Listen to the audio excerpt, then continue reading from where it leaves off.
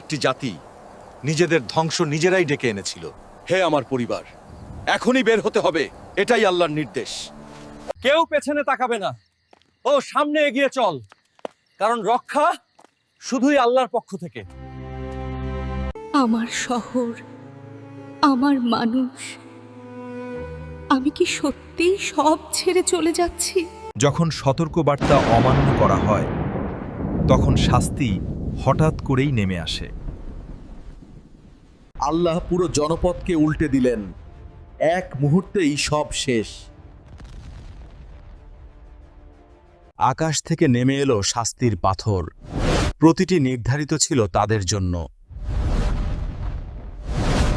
সে পিছনে তাকালো আর শাস্তি থেকে বাঁচতে পারল না।